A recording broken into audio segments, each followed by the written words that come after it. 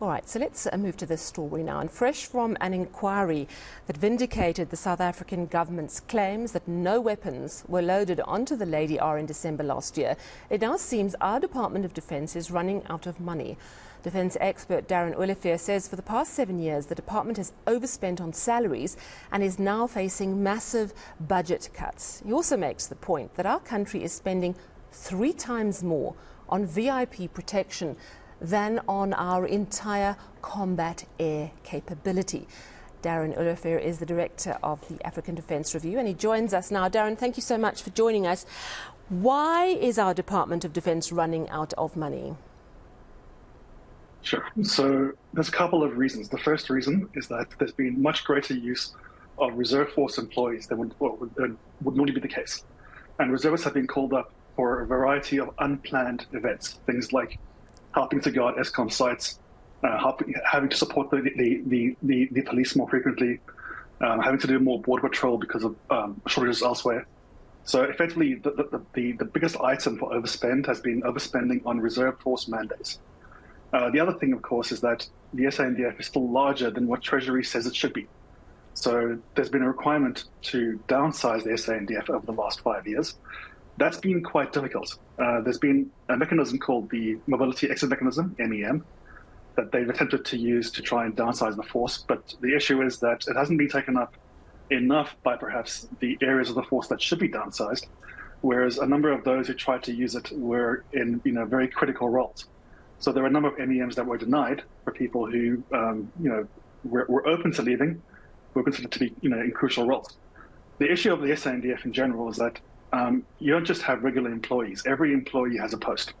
So, for example, you don't just have 45 people in an office. Each one is meant to have an assigned function based upon the mandate, force design, and force structure.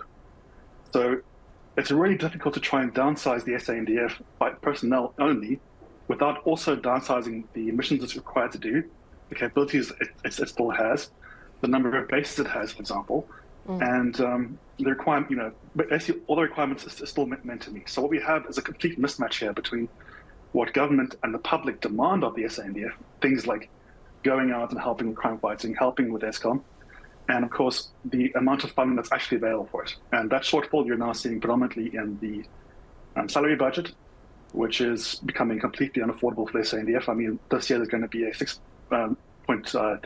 7 billion rand shortfall, which is a combination of this year and last year.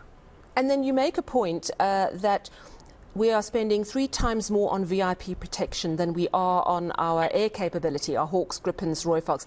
Now, first of all, how much is that? And are we overspending on VIP protection, or are you simply making the point that we are drastically underspending on our air combat capability?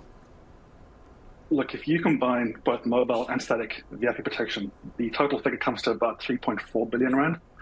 The figure I was quoting was just for mobile VIP protection, which is about 1.7 billion rand. I do believe this is excessive for the need. I mean, this is a lot of money considering how many people there are involved, how many VIPs there are to protect. It simply can't be sustained in my view. It's way too high. On the other hand, of course, we're also underspending dramatically on air combat, actually on the entire defense force, especially the Air Force. We spend on average about 500 million rand a year on the Gripens and Hawks, and approximately another, I think, 60 to 80 million rand a year on the Royfox. This is far too small. To actually fund a modern fighter combat squadron, well, actually 2 of them of this size, you need at least double or triple that amount of money. Now, that's not reasonable, but 500 million rand is definitely far too low. This is why you're seeing issues like the aircraft being grounded for a year while there was an issue trying to sign a new contract. It's why you're seeing such low levels of availability. It's why you're seeing low levels of capabilities. So, the aircraft are not currently able to do all the mission types that they're required to do. But this isn't just true for the Gripens and Hawks. This is true for the entire Air Force. I mean, there's not a single type in the Air Force that is currently operating at an optimal level. They're all, at very low levels of availability, very low levels of capability. And, something's definitely going to give. We're past the point of crisis. Essentially, at this point, we are going to lose certain capabilities, and they cannot be recovered unless there's a frankly unreasonable level of funding. So it's really important for us to be, I think, realistic about this now. Okay.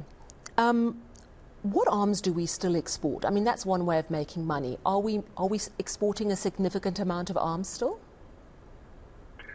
A fair amount, much less than before. The defense industry has definitely shrunk. Predominantly these days, it's predominantly munitions and vehicles. So in that case, Rheinmetall denomination down in the Cape is one of the main exporters. That's had a few very good deals of late, like a massive order to Australia, another few large NATO orders, and that's really been, I think, quite good for the entire industry in terms of just bringing in some capital. But the rest of the industry does. I mean, it's quite a varied industry still. You have components for systems, so computer systems, guidance systems, radars, UAVs. As I said, ammunition like artillery shells and other kinds of ammunition as well, mortars and all the rest. But we don't really export, obviously, major items like aircraft per se. It's all kind of smaller systems and subcomponents. It's still quite a varied industry, but compared to the size it used to be, it is obviously much shrunk these days. But it is a wide thing. I mean, for example, South Africa is still a very competitive country in terms of electronic warfare and other areas of high-tech industry. So it's still, I think, a useful industry and a good base to build off, but it certainly isn't as large as it once was.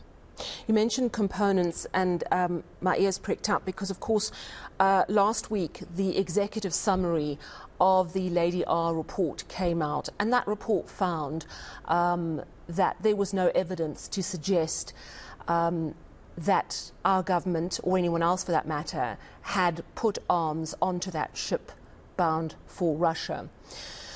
However, I did speak to the DA Defence spokesperson, Kobus Marais, and he says he has very reliable intelligence that components were loaded onto that ship, which could then, of course, be used, assembled on the other side to make into weapons. What do you make of that? Do you think that's a plausible possibility? It's certainly not implausible. It's not something I would say is the likeliest outcome. Bear in mind, I don't have any independent information myself on this. But it is plausible, and I think, especially given the terrible way in which this inquiry has been handled, the remaining secrecy, the unanswered questions that still remain even after the inquiry's summary was released. It's difficult for the public in general, and I think for many South Africa's foreign partners, to trust that this was actually as comprehensive and exhaustive an inquiry as it should have been. So I have to say that I cannot say that's not accurate. I'm not certain it is, but there are certainly many more answers to be had regarding this incident, and they certainly weren't part of that summary. Yes, indeed. Lots of questions remaining. Thank you so much for chatting to us this evening. That, of course, is Darren Olivier. He's Director of the African Defence Review.